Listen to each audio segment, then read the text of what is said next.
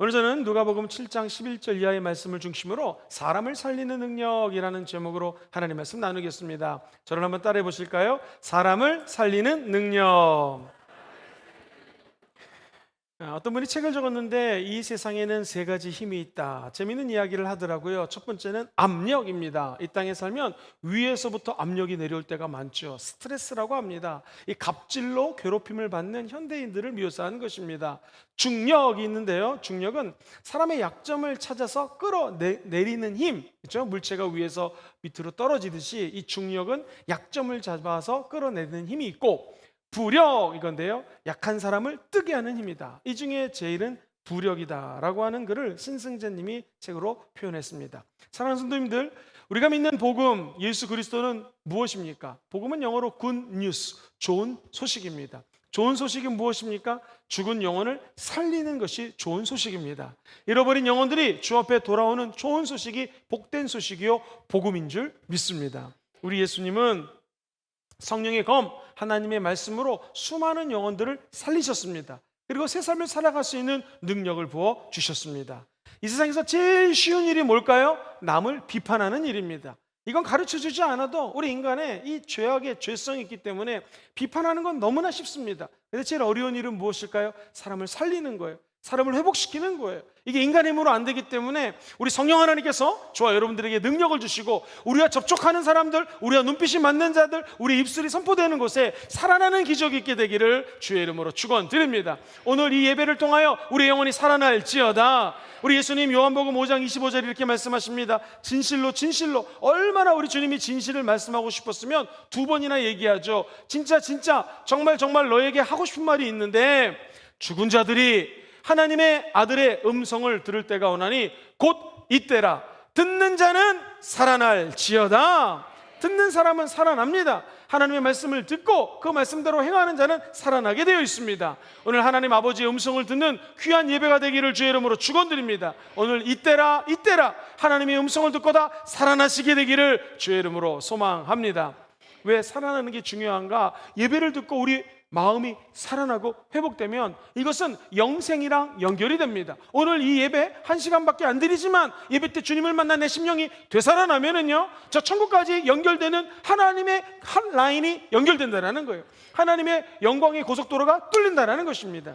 사랑하는 성도님들, 오늘 읽었던 말씀은 우리가 어려서 주일학교 때부터 많이 듣던 말씀입니다. 예수님이 어느 날 나인성이라고 하는 성, 오늘로 치면은 한 도시로 진입을 하셨습니다.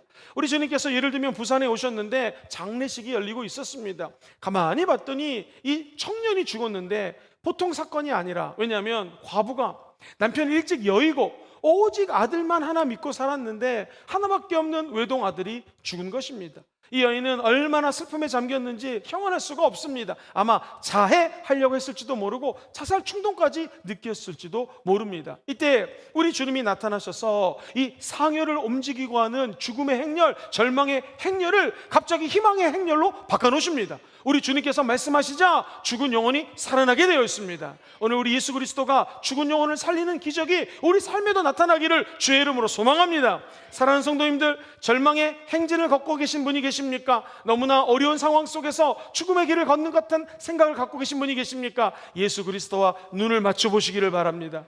예수 그리스도의 손길을 체험하시기를 주의 이름으로 축복합니다. 그러면 살아나게 될 것입니다. 도대체 우리 예수님은 이 죽은 청년을 어떻게 살리셨을까요? 우리는 예수님처럼 작은 예수가 되어서 주변에 죽어가는 사람들을 어떻게 살릴 수가 있을까요? 세 가지 말씀드립니다. 첫 번째, 사랑의 눈길로 살립니다. 시작! 사랑의 눈길로 살립니다. 사람이 사랑의 눈길을 보내면 다른 사람들이 살아나게 되어 있습니다. 오늘 본문 13절 말씀은 이렇게 기록이 되어 있죠. 우리 주님께서 과부를 보셨습니다. 한번 따라해 볼까요? 주께서 과부를 보시고, 그냥 보신 것이 아니라 불쌍히 여기셨습니다. 그리고 울지 말아라 라고 이야기를 합니다. 우리 주님이 과부를 바라보자 마음속에 불쌍한 마음이 듭니다. 치근한 마음이 듭니다. 사람은 미워하는 사람이 있습니다. 보기 싫은 사람들이 있어요. 그러면 그 사람에게는 눈을 마주치지 않으려고 합니다. 근데 우리 예수 그리스도 믿는 사람들은 하나님의 아들 예수님의 눈으로 사람들을 바라봐야 된다는 거예요. 기독교의 영성은 무엇이냐면 보이지 않는 것을 보는 것이 기독교의 영성입니다. 우리 십자가에서 죽으신 예수님 보이지 않습니다. 성령 하나님 보이지 않습니다. 그럼에도 우리는 성경을 통하여 하나님이 살아계신 것을 믿습니다. 예수 믿는 사람들은 십자가를 통해서 다른 모든 사람들을 바라보는 사람이 예수 믿는 그리스도인입니다. 다시 말해서 내가 미워할 수밖에 없는 사람을 십자가를 통해서 바라볼 때 기적이 일어나게 된다는 것입니다. 사랑하는 성도님들, 예수님은 성경에서 형제를 미워하는 것이 살인이라고 가르쳤습니다. 그렇다면 저와 여러분들이 사람들을 살리기 원하시면 아멘 해볼까요? 십자가의 사랑으로 다른 사람들을 살려주면 사랑을 실천하는 크리스찬이 된다는 것입니다. 제가 예전에 수원에 있는 한 1,000명 정도 모이는 교회에 교회 성장 컨설팅을 한 적이 있습니다. 6개월 정도 프로젝트를 짜가지고 3개월은 자료를 모으고 3개월은 진단을 해서 이제 결론을 내는 그런 과정이었는데요. 제가 성도님들하고 한 명 한 명 이렇게 상담을 하고 인터뷰를 하면서 제가 좀 많은 생각을 하게 됐습니다. 이 사람들마다 성향이라는 게 있죠. 이 목사님들도 여러 부류의 목사님들이 계십니다. 예를 들면 어떤 목사님은 사람을 만나면 반갑게 인사하는 목사님이 계세요. 그리고 더 재밌는 것은 45도 각도에서 인사를 해도 할렐루야 이게 되고, 심지어 90도에서 안녕하세요 해도 할렐루야 이게 되는 분이 계시고, 어떤 목사님은 예를 들면 내가 지금 3층에 가서 설교를 하면은 목사님은 설교할 거 딱 생각하고 3층만 좌도 우도 바라보지 않고 그냥 올라가는 분이 계십니다. 근데 이 수원에 있는 한 교회 목사님은 첫 번째 목사님의 유형이 아니라 두 번째셨어요. 그러니까 말씀 생각하고 설교하려면 다른 게 안 보여요. 목사님이 그냥 성경 지키고 말씀 전하러 가는 거예요. 근데 성도님이 와서 할렐루야 목사님 인사했는데 목사님이 인사를 안 받는다고 시험에 들어가지고 교회를 떠나간 거냐. 그래서 제가 하나님께 기도했어요. 하나님, 목회하면 잘 보이게 도와주세요. 이 사람마다 틀립니다. 아니 제가 아무리 45도 90도를 잘 봐도 뒤에 있는 사람 볼 수가 없잖아요. 사람이 보는 것은 한계가 있습니다. 그런데 성령이 은혜를 주시면 영적인 세계를 바라볼 수 있게 되는 것이고요. 좌우뿐만 아니라 우리의 과거, 현재, 미래까지 볼 수 있는 영안이 열리게 될 줄 믿습니다. 우리 주님이 죽은 청년을 어떻게 살려낼까요? 쉬운 성경에 보면 13절을 이렇게 번역했어요. 주님께서 첫 번째 그 여자를 바라보셨습니다. 그리고 가엾게 여기셨습니다. 그 다음에 말씀하십니다. 울지 말아라. 여기서 주목해야 될 것은 가엾게 여기시는 눈입니다. 즉 이 불쌍한 여인을 사랑의 눈으로 바라봤다라는 것입니다. 사랑하는 성도님들, 너무나 고통스러운 한 여인을 생각해 보십시오. 남편이 죽습니다. 아들까지 죽었습니다. 너무나 허망합니다. 허탄한 인생을 살고 있구나 좌절하고 낙심합니다. 그때 예수님이 이 여인의 모든 속사정을 아는 것처럼 한 여인을 예수 그리스도의 눈이 마주칠 수 있도록 은혜를 주십니다. 그때 마음속에 있는 응어리들이 풀려지면서 새로운 영혼이 살아나는 기쁨을 체험하게 되었다는 것이죠. 사랑하는 성도님들, 저와 여러분들도 사실은 죄와 허물로 죽을 수밖에 없는 영혼이었습니다. 근데 주님이 하나님의 은혜로 독생성자 예수님을 보내주시고 그를 십자가에 죽게 하셨습니다. 예수님이 부활하시면서 저와 여러분들에게 새 생명을 주셨습니다. 이제 저 여러분들은 살아난 것입니다. 주님의 은혜의 세계로 들어간 것입니다. 더 이상 하나님은 저와 여러분들을 바라볼 때 죄인으로 바라보지 않습니다. 의인으로 바라봅니다. 그래서 성경은 이것을 칭의, 의롭다 칭함을 했다는 것입니다. 원래 이 justification, 칭이라고 하는 단어는 법적인 용어입니다. 자, 어떤 사람이 죄를 졌다고 잡혀왔습니다. 자, 조사를 쭉 해보니까 죄가 없어요. 그래서 이 사람에게 판사가 얘기합니다. 꽝, 당신은 아무 죄가 없습니다. 무혐의입니다 하고 풀려났습니다. 이때 쓰는 용어가 칭의예요. 영적으로 따지면 저 여러분이 다 죽을 수밖에 없습니다. 근데 왜 은혜입니까? 부활하신 예수님이 저 여러분들을 다시 살려주셨습니다. 뿐만 아니라 예수님을 통하여 온 열방을 향하여 사탄아, 마귀야, 네가 저 위에서 압력을 가하고, 마귀야, 네가 이 하나님의 사람들에게 중력의 힘으로 끌어내리려고 한다 할지라도 우리 예수님은 십자가의 은혜로 말미암아 저와 여러분들을 부력으로 다시 살리십니다. 죽음에서 살립니다. 질병에서 살립니다. 외로움에서, 고독에서 살립니다. 저주하는 마음으로부터 살립니다. 일이 안 될 때마다 하나님은 저 여러분들에게 살리는 은혜를 부어주십니다. 사랑하는 성도님들, 사랑하는 청년들이 사랑에 빠집니다. 남자와 자매의 이 관계가 어떻게 살아날 수 있을까요? 성령님이 역사하시면 오해가 풀립니다. 저는 청년 사역하면서 이런 체험을 참 많이 했습니다. 인간과 인간 관계에서도 하나님이 은혜를 부어주시면 서로가 서로를 사랑의 눈으로 바라보기 때문에 오해가 풀리더라는 것입니다. 부부싸움하고 난 다음에 어떻게 이 부부가 다시 화목할 수 있겠습니까? 하나님이 아내와 남편을 불쌍한 눈으로 바라보면 그 가정에는 사랑하는 역사가 나타나게 되어 있습니다. 오늘 예배 마치시고 집에 가시면 남편을 바라보고 아내를 바라보실 때 오늘 예수님처럼 불쌍히 여기는 눈, 긍휼의 눈, 그리고 무엇보다도 가엾게 여기는 눈으로 바라보시기를 주의 이름으로 축원드립니다. 사랑하는 성도님들, 남편들 요즘 사는 거 쉽지 않습니다. 직장에 나가면 압력받고요, 중력으로 누가 끌어내리려고 그러고요, 그리고 마음속에 힘든 일들이 많이 다가옵니다. 우리 아내분들이 남편을 불쌍히 여겨주시기를 주의 이름으로 축원드립니다. 사랑하는 남편들이요, 요즘같이 어려운 시대에 이 아내들이 사는 거 어렵지 않습니다. 도망가지 않고 사는 거 감사하시기를 바랍니다. 아침, 점심, 저녁 챙겨주는 아내가 있다면 사랑하시고 감사해야 돼요. 어려운 시기 가운데 아내와 남편이 서로가 사랑의 눈으로 바라볼 때에 그 과정은 살아나는 역사가 나타나게 될 것입니다. 이 자녀들을 바라보실 때도 불쌍한 마음, 긍휼한 눈으로 바라보십시오. 자녀들에게 하나님의 생명이 깃들게 될 것입니다. 부모님을 바라보실 때도 아니 우리 부모님은 나에게 해준 게 없어가 아니라 태어나게 해주심을 감사하고 지금까지 살아계신 분이 있다면 감사하는 마음, 사랑의 눈으로 부모님들을 바라보시기를 주의 이름으로 축원드립니다. 저희 아버지께서 어저께 무슨 모임이 있으셔서 갔다 오셔서 사진을 보냈는데 야, 우리 아버지 계실 때 살아 계실 때 잘해야겠다라는 마음이 들더라고요. 저희 어머니가 천국을 가고 나니 아무리 잘해드리고 싶어도 잘해드릴 수가 없습니다. 우리 부모님들이 살아 계실 때 사랑의 눈으로, 존경의 눈으로 바라보시고 그 사랑을 표현하면 부모님들도 살아나는 기적이 임하게 될 것입니다. 사랑하는 성도님들, 최춘선 할아버지라는 분이 있습니다. 맨발의 전도자신데요, 저분이 한 번은 버스에 올라탔는데 운전기사가 미쳤다고 그러면서 예수 전한다고 하면서 이 버스 운전자가 저 최춘선 할아버지를 갖다가 밀어버렸습니다. 그래서 최춘선 할아버지가 다리가 부러져 가지고 결국에는 목발을 짚고 다시 전도하기 시작합니다. 기자가 물어봅니다. 할아버지, 그 운전하는 사람 밉지 않으세요? 전도하려고 버스 타는데 어떻게 그걸 밀어버릴 수가 있습니까? 너무너무 힘들지 않으십니까? 할아버지 얘기가 지금도 기억이 납니다. 나는 아무도 미운 사람이 없어. 다만 불쌍하게 생각될 뿐이야. 적어도 최춘선 할아버지는 맨발로 전도하며 다녔지만 그분의 눈에는 저 버스 운전자가 불쌍하게 보였다는 것이죠. 이게 예수님의 눈입니다. 사랑하는 성도님들, 우리 눈길 때문에, 사랑 가득 담긴 그 축복의 눈길 때문에 잃어버린 영혼들이 주께 돌이키기를 소망합니다. 상한 영혼들이 치유되기를 소망합니다. 눈은 마음의 창이라고 그러지 않습니까? 우리 눈에 십자가의 사랑을 담아 잃어버린 사람들, 아파하는 사람들, 예수 믿지 않는 자들에게 사랑을 증거하기를 주의 이름으로 축원드립니다. 이 해외에서 이민 목회를 하다 보면 특별히 영어권은요, 서양 문화는 재미있는 문화가 있습니다. 그것은 엄마, 아빠가 아이를 혼낼 때 아이가 어려서부터, 우리나라는 너희가 잘못했어! 그럼 눈을 이렇게 밑으로 내리 깔지 않습니까? 근데 서양 문화는 반드시 엄마, 아빠의 눈을 바라봐야 됩니다. 학교에서도 선생님이 지적을 할 때는요, 내가 잘못했습니다 하면서 눈이 진실되게 선생님을 바라봐야 됩니다. 그런데 한국에서 어려서 유학을 가거나 이민을 가면 우리 자녀들이 제일 힘든 게 뭐냐면 학교에서 선생님께 혼나면 눈을 밑으로 내립니다. 그럼 선생님은 진실하지 않다고 더 냅니다. 그러니까 문화가 틀린 거예요.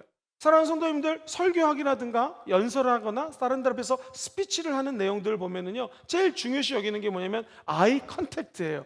바라봐야 된다라는 거예요. 제가 이렇게 순복음 금정교회 와서 설교를 하면요, 너무나 기쁜 게 전 성도가 저를 너무나 잘 바라보십니다. 할렐루야. 이렇게 바라보니 제가 설교하는 게 얼마나 편한지 모릅니다. 아이 컨택트라고 해서 눈을 바라볼 때 성령의 역사가 나타나게 되고요, 거룩한 스파크가 튄다라는 것입니다. 청년들이 사랑에 빠지는 것을 우리는 서로 눈이 맞았다고 얘기하지 않습니까? 저와 여러분들이 믿음의 주여 온전케 하시는 예수를 바라보시기를 바랍니다. 십자가 뒤에 감춰진 저 즐거움과 축복과 장차 다가올 영광들을 다 바라보시기를 바랍니다. 그러면 지금 힘들고 어려워도 우리 주변 사람들을 사랑의 눈으로 바라볼 수 있는 은혜가 임하게 될 줄 믿습니다. 최근에 한 대학교 교수가 눈에 대한 책을 적었는데 이런 내용이 담겨져 있습니다. 눈은 우리 모든 기관 중에서 제일 중요하다는 거예요. 눈이 있으니까 보는 것이고요. 볼 수 있으니까 인지하는 거예요. 인식합니다. 인식한다는 것은 전체 중에 부분만을 파악하는 것이기 때문에 눈이라는 게 어떠한 면에서는 진정한 감옥이라는 거예요. 사랑하는 성도님들, 저를 보십시오. 제가 눈으로 어떤 것을 볼 수 있어요. 근데 아까 그 목사님처럼 사람은 한 부분만 바라볼 수 있는 거 아니겠습니까?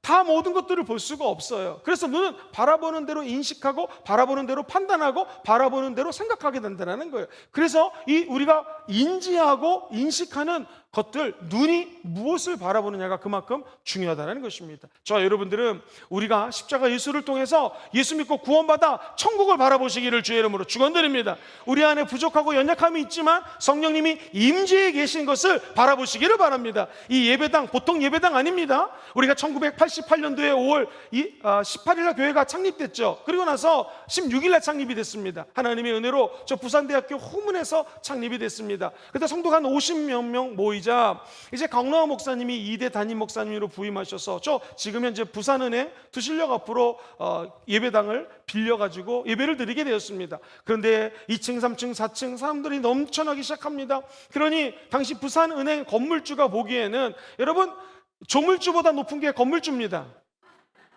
건물주가 볼 때는 사람들이 많이 오니까 이게 세상 말로 장사가 잘 된다고 생각을 한 거예요.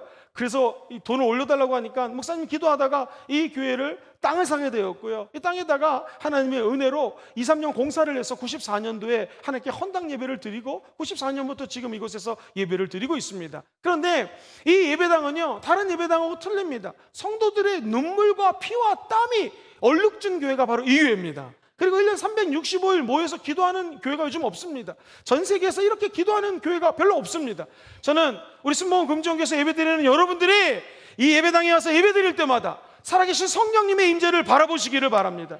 무엇보다도 오늘 예수 그리스도를 바라보는 자들마다 하나님이 이미 치료해 주셨음을 다 바라보시기 바랍니다. 우리 주님 언젠가는 오실 텐데 천국에서 저 하늘 넘어서 구름 타시고 오실 때에 저와 여러분들이 들림 될 것을 다 바라보시기를 주의 이름으로 축원드립니다. 무엇보다도 이곳에서 예배드리는 모든 분들마다 하나님이 예비한 신령한 복을 받을 것을 믿음으로 바라보셔야 됐습니다. 그러면 저와 여러분들의 눈이 사람들을 살리는 눈이 될 것입니다. 오늘 이 한 죽은 청년이 살아날 수 있었던 것은 예수님이 그의 어머니를 불쌍한 눈, 가련한 눈, 사랑의 눈으로 바라볼 때 기적이 일어나게 되었습니다. 우리도 이런 기적을 일으키는 하나님의 자녀들 되시기를 주의 이름으로 소망합니다. 이제부터 식당을 운영하시는 분이나 장사를 하시는 분은 손님이 오시면은요, 한번 따라해 보세요. 주여! 저 손님을 사랑의 눈으로 바라보게 도와주시옵소서. 왜 안 따라해? 누가 오면은요, 무조건 어떻게 보셔야 돼요? 사랑의 눈으로 바라보셔야 됩니다. 사랑하고 불쌍히 여기고 가여운 마음으로 바라보면 하나님의 역사가 나타나게 될 것입니다. 두 번째로, 어떻게 하면 죽은 사람들이 살아날 수 있을까요? 한번 따라해 볼까요? 사랑의 손길로 살립니다. 사랑의 손길로 살립니다. 사랑의 손길을 보내줘야지 사람들은 살아납니다. 아이가 태어났습니다. 엄마 아빠가 얼마나 많은 사랑을 아이에게 심어줍니까? 제가 이 3부 예배 드리기 전에는 6층에 갔다 7층에 갔다 지하 1층에 갔다 1층에 갔다 교회학교 전체를 한번 쭉 보고 올라옵니다. 오늘도 지하 1층에 갔더니 우리 교사 선생님 중에 한 분이 아이를 업어요. 자기 아이를 업었나 했더니 아니에요. 제가 가르치는 아이들을 업어주고 재밌게 놀아주려고 애쓰는 모습을 보면서 저게 사랑이라고 체험을 하게 되었습니다. 사랑하는 성도님들, 자녀가 클 때도 수없이 많은 손이 갑니다. 사랑으로 만져주고 사랑으로 안아줄 때 기적이 일어나게 된다는 것이죠. 오늘 본문에 보니 14절 이하에 어떻게 하면 죽은 사람이 살아날 수 있을 것인가. 먼저 우리 주님이 가까이 가십니다. 그리고 그 관에 손을 대십니다. 관을 맨 사람들이 서 있어요. 예수님께서 말씀하시기를 청년아 내가 너에게 말하노니 일어나라 명령하십니다. 재미있는 것은 15절에 죽었던 청년이 일어나서 앉습니다. 말도 합니다. 예수께서 그를 그 어머니에게 주셨다고 말씀합니다. 여기서 포인트는 무엇입니까? 우리 예수님이 먼저 관에 가서 손을 댑니다. 사랑하는 성도님들, 이게 뭐 성경에 기록될 것입니까? 누가는, 이 글을 쓴 누가는 의사거든요. 그래서 의사의 눈으로 예리하게 봅니다.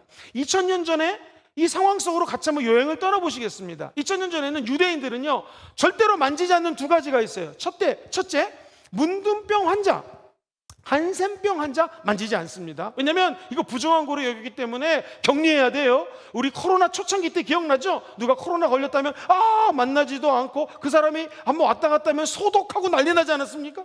그러니 문둥병 환자는 더 심하게 여기기 때문에 절대로 만질 수가 없습니다. 만지면 종교 의식을 하지 못해요. 완전히 격리되는 것입니다.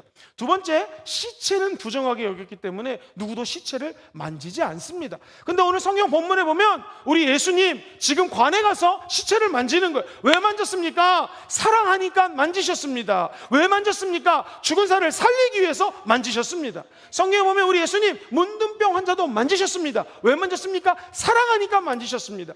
왜 만지셨습니까? 문둥병 환자를 치유하고 그 영혼을 살리기 위해서 만졌다라는 것이죠. 이 청년이 살아난 것은 예수님의 손길 때문에 살아났다라는 것입니다. 사랑하는 성도님들, 14절에 가까이 가서 그 손을 관에다가 대신 예수님, 이것을 쉬운 성경에는 그리고 앞으로 나아가셨습니다. 관에 손을 대셨습니다. 메고 가는 사람들이 이렇게 멈췄습니다. 예수님께서 말씀하시기를, 제일 밑에 줄 읽어볼까요? 시작. 소년아, 내가 네게 말한다, 일어나라. 여러분, 사람들이 일어나서 살려면은요, 저와 여러분들이 그를 터치해 줘야 됩니다. 만져야 됩니다. 마치 죽은 저와 여러분들을 성령님이 만져서 하나님의 자녀 삼아줬듯이 잃어버린 영혼들에게 하나님의 사랑의 손길을 전하는 여러분 되시기를 주의 이름으로 축원드립니다. 우리 교회는 좋은 교회입니다. 이 동해안에서 산불이 났을 때 성도님들이 한 2주 정도 헌금을 했는데 많이 내주셨어요. 제가 직접 가서 전해줬을 때 거기 있는 군수가 하는 말이 기억이 납니다. 사랑이라는 것이죠. 사랑을 전해줘서 고맙다라는 거예요. 제가 무식하게 기도를 해줬습니다. 군수님에서 기도를 했더니 맨 끝에 아멘 그러는 거예요. 너무나 감사했습니다. 그래서 저분이 교회 다니나 보다, 할렐루야 그러고 왔더니 밑에 있던 부목사님이 말씀하세요. 정치인들은 아멘 원래 저렇게 합니다 그러시더라고요. 우리가 힘든 곳에 가서 사랑을 전하는 거 하나님이 너무나 기뻐하십니다. 명절 때마다 우리 남산동에 있는 금정고에 있는 가난하고 힘든 분들 위해서 쌀을 전해주려고 애를 쓰고 있습니다. 사랑의 손길을 펼치시는 것이죠. 사랑하는 성도님들, 그 사랑을 먼저 받은 자들이 사랑의 손길을 다른 분들에게 섬기는 우리 순복음 금정교회 되기를 주의 이름으로 축원드립니다. 한 유명한 의사 선생님이 이런 내용의 글을 적었습니다. 하루는 의사 선생님이 가만히 창밖을 보고 있는데 급한 환자가 오는 거예요. 봤더니 아이가 다쳐가지고 여기 눈 언저리가 찢어진 거예요. 의사 선생님이 이 귀한 소녀를 꼬매주려고 그러는데 무슨 사정상 의학적으로 얘기에 마취를 못하는 거예요. 그래서 얘기합니다. 내가 지금 너를 이걸 꼬매줘야지만 되는데 마취를 할 수가 없어서 그냥 꼬매야 되는데 너 참을 수 있겠니? 그랬더니 아이가 하는 말이, 선생님 참을 수 있어요. 근데 다만 아빠가 내 손을 잡아주면 참을 수 있을 것 같아요. 그래서 아빠를 들어오라고 그랬습니다. 아빠가 소녀의 손을 꽉 잡아줍니다. 그 아픈 수술을 애가 끝까지 참더라는 거예요. 의사 선생님이 깨달았대요. 아빠랑 손을 잡고 있으면 어른도 참기 어려운, 움직이면 안 되거든요. 이 머리를 움직이지 않고 끝까지 수술을 하는 거 보면서 아빠의 사랑을 체험하는 자는 아픔이 있어도 견딜 수가 있구나 라고 체험했다는 것입니다. 사랑하는 성도님들, 우리 모두에게 다 아픔이 있습니다. 어려움이 있습니다. 가정에서, 직장에서, 또는 일터에서 어려움이 있을 것입니다. 그때 저와 여러분들이 유일하게 잡을 수 있는 것은 사랑의 하나님의 손님이십니다.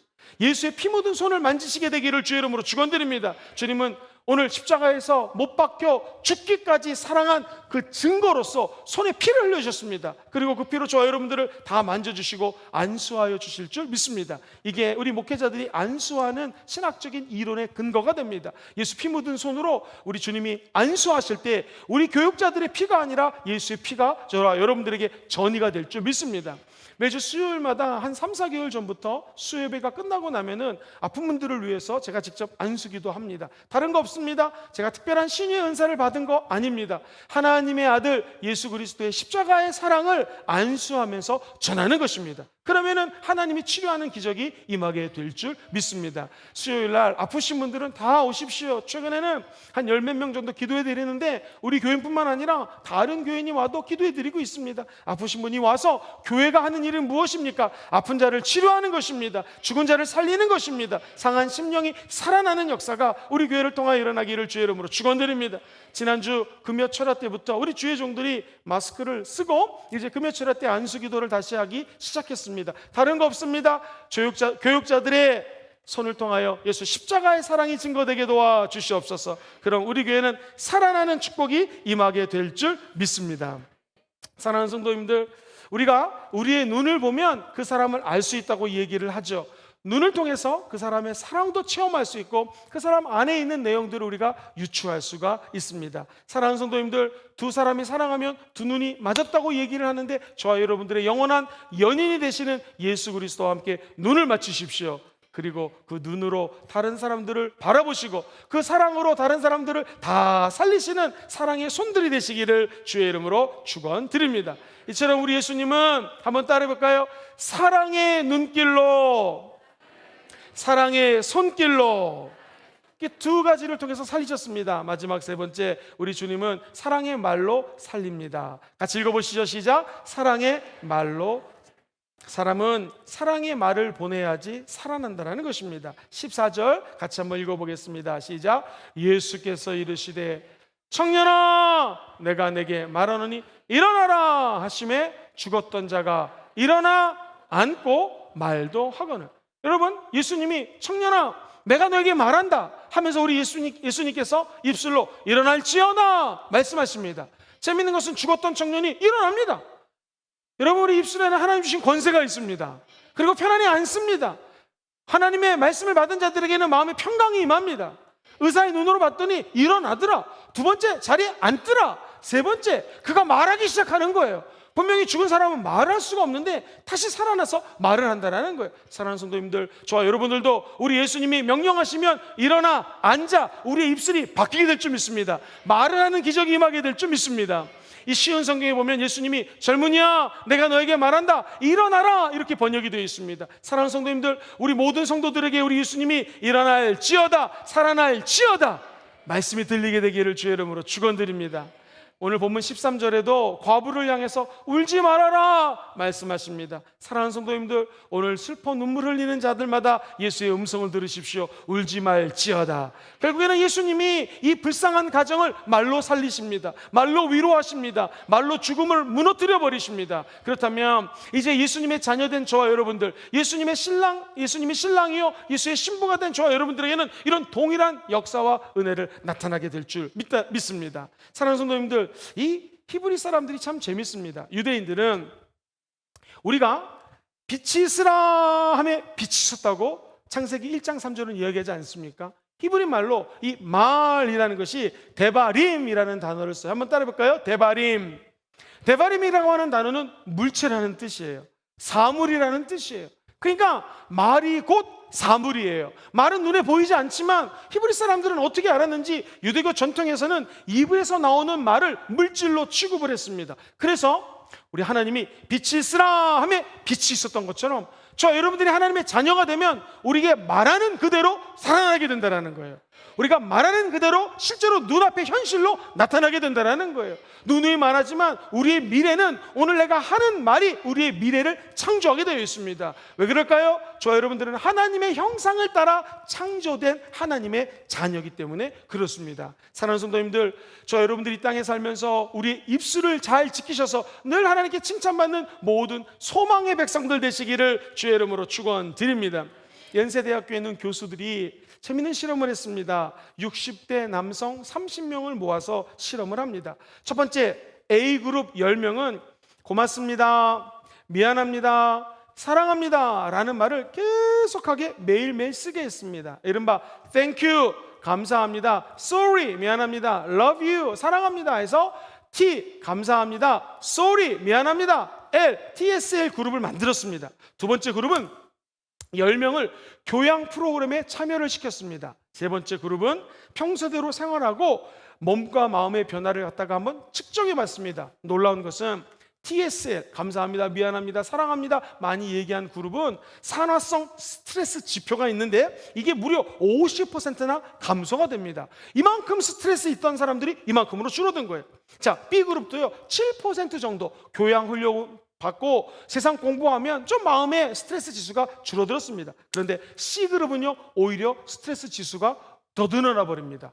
더 놀라운 것은 사람들이 우울 지표가 있어요. 우울증에 걸린다고 얘기를 하죠. 그런데 TLS, 미안합니다, 감사합니다, 사랑합니다, 이 말 자주 한 사람은 그 스트레스 지수가 우울증 지수랑 연결이 돼가지고 우울한 마음이 4.5라고 하는 숫자에서 3.6으로 떨어져 버립니다. 그 다음에 교양 프로그램에 참여한 사람들은요, 3.8에서 3.9로 오히려 이 우울한 마음이 더 늘어나게 됩니다. 그리고 C그룹은요, 3.9로 더 많이 늘어나게 되더라는 거예요. 한마디로 뭡니까? 내 안에서 감사합니다, 사랑합니다, 미안합니다 라는 말을 많이 하면 많이 할수록 건강해진다는 거예요. 내 영혼이 살아난다는 것입니다. 우리 주변을 보면 너무나 많은 것들이 죽어가고 있습니다. 어떻게 살릴 수 있을까요? 우리의 말이 저들을 살리게 될 줄 믿습니다. 어느 심리학자가요, 화분 2개를 준비하고 똑같은 식물을 심었습니다. 첫 번째 식물에다가는요, 사랑한다, 사랑한다, 사랑한다 말을 했습니다. 두 번째 식물에다가는 아무 말도 안 했습니다. 사랑한다고 얘기하는 식물이 건강하게 오랫동안 잘 살더라는 것입니다. 사랑하는 성도님들, 우리도 마찬가지입니다. 저와 여러분들이 입술을 열어 살리는 말을 하시게 되기를 주의 이름으로 축원드립니다. 그러면 우리 인생을 통하여 기적이 일어나게 될 것입니다. 영국에요, 반려동물 숙박업체 캐닌 코티지라고 하는 단체가 있는데, 이분들이 시나리오에 따라서 개를 가지고 한번 실험해 봤습니다. 반려견을 그냥 바라만 보는 거예요. 두 번째, 반려견을 껴안아 주는 거예요. 세 번째, 반려견에게 사랑해 라고 얘기를 하는 거예요. 놀라운 것은 바라만 봤는데도 개의 심장박동수가 10.4%로 증가를 하더라는 거예요. 여러분, 우리가 사랑의 눈으로 바라만 봐도 이 개가 심장이 빨라지듯이 우리도 마찬가지로 심장이 뛰게 된다는 거예요. 두 번째, 안아줬더니요, 심장이 주그라들면서 마음의 안정을 취하다라는 거예요. 저와 여러분들의 손길이 닿는 곳마다 잃어버린 영혼들이 안정을 취하게 되기를 주의 이름으로 축원드립니다. 더 놀라운 것은 개가 사람의 말을 못 알아들을 텐데 사랑해 하고 얘기를 했더니 개의 심장 박동수가 무려 46.2%로 늘어나 버리더라는 거예요. 그래서 학자들은 얘기하기를 아마 주인의 표정, 주인의 음성, 주인의 행동 때문에 저 개가 심장 박동수가 늘어났다는 것이죠. 개가 이렇다면 사람도 마찬가지입니다. 우리의 입술을 열어 사랑합니다, 미안합니다, 고맙습니다 이런 표현을 할 때 우리의 영혼의 심장 박동수는 더 빨라질 것이요, 하나님의 놀라운 살리는 역사가 나타나게 될 것입니다. 사랑하는 성도님들, 성경의 잠언서 18장 21절은 이렇게 말씀합니다. 같이 읽어보죠. 시작. 죽고 사는 것이 혀의 힘에 달렸나니 혀를 쓰기 좋아하는 자는 혀의 열매를 먹으리라. 할렐루야. 인간은 하나님과 닮은 존재입니다. 그렇다면 하나님과 닮은 중요한 것이 무엇입니까? 바로 말입니다. 우리의 말이 사람을 죽이기도 하고 살리기도 한다는 거 기억하시기를 주의 이름으로 축원드립니다. 혹시 따뜻한 커피 효과라고 하는 말을 들어보셨나요? 예일대학교의 심리학과 존 바그라고 하는 유명한 교수님이 계시는데, 이분이 모든 관계는 말투에서 시작된다라는 책에서 제가 인용을 합니다. 피실험자를 두 그룹으로 나눠봤습니다. 첫 번째 A 그룹에다가는 따뜻한 커피잔을 내놨습니다. 두 번째 그룹에다가는요, 아이스 아메리카노, 요즘 아아라고 얘기를 하더라고요. 아아를 내려줬습니다. 재밌는 것은 이 A 그룹, B 그룹이 면접관이 돼가지고 신입사원을 뽑는데 똑같이 뽑게 했습니다. 근데 재밌는 것은 따뜻한 커피를 마시고 그 잔을 만졌던 사람들은요, 전부 이 인터뷰하는 사람을 다 합격시켜 버렸습니다. 두 번째 그룹, 찬 커피를 마신 사람들은요, 똑같은 조건의 사람이 와서 인터뷰를 하는데 떨어뜨려 버립니다. 그래서 이 존 보그라고 하는 유명한 심리학자가 이 결과를 이렇게 얘기를 하죠. 아하, 2, 3분 동안 들고 있던 커피잔의 온도만으로도 면접의 결과가 틀려지더라. 그래서 이를 가리켜서 따뜻한 커피의 효과라고 명명하게 됩니다. 사랑하는 성도님들, 사람의 마음을 움직이는 것은 뭐 거창하고 큰 거 아닙니다. 아주 작은 것인 것을 알게 됩니다. 사람을 살리기 원하시면 아멘 해볼까요? 아주 작은 것입니다. 작은 사랑, 작은 사랑의 눈길, 작은 사랑의 언어, 작은 사랑의 손길이 죽은 영혼을 살리게 될 줄 믿습니다. 커피에 온도가 있듯이 우리의 눈빛에도 온도가 있습니다. 우리의 손길에도 예수 그리스도의 심장과 뜨거움을 담아 전할 수가 있고요, 냉랭함을 전할 수 있습니다. 우리 입술도 마찬가지입니다. 사랑하는 성도님들, 그러면 말을 잘한다는 건 뭘까요? 정말로 말을 입술을 열 때마다 너무나 유창하게 얘기하는 거, 혹은 촌철살인이라고 그래서 한마디를 해서 사람들을 제압하는 거, 이거 사람들은 말을 잘한다고 하죠. 근데 그렇지 않습니다. 성경에서 말을 잘한다고 하는 것은 한번 따라해 볼까요? 따뜻한 말, 위로의 말, 축복의 말, 무엇보다도 살리는 말, 이 말을 하는 사람을 말 잘하는 사람이라고 얘기합니다. 저와 여러분들은 세상에서 얘기하는 달변가가 아니라 하나님 눈에 말 잘하는 사람들이 되시기를 주의 이름으로 축원드립니다. 잠언서 16장 24절 같이 읽어보겠습니다. 시작. 선한 말은 꿀송이 같아서 마음에 달고 뼈에 양약이 되느니라. 하나님이 주시는 선한 말은 꿀송이처럼 달아서 우리의 심령을 달고 오묘하게 만들어주고, 무엇보다도 양약이 되어서 오늘 보약 한 첩씩 다 먹고 돌아가시기를 주의 이름으로 축원드립니다. 사람을 살리는 능력이 무엇입니까? 도대체 우리 예수님은 어떻게 죽은 영혼을 살리셨습니까? 오늘 세 가지 방법이 있습니다. 첫 번째, 따라해 보실까요? 사랑의 눈길을 보냅니다. 두 번째, 사랑의 손길로 어루만집니다. 사랑의 손길로 어루만집니다. 사랑의 말로 살립니다. 사랑의 말로 살립니다. 이 세 가지 따라해 보세요. 눈길, 손길, 입술. 이 세 가지로 우리 미래에 죽은 영혼들을 살리는 귀한 백성들 되시기를 주의 이름으로 축원드립니다.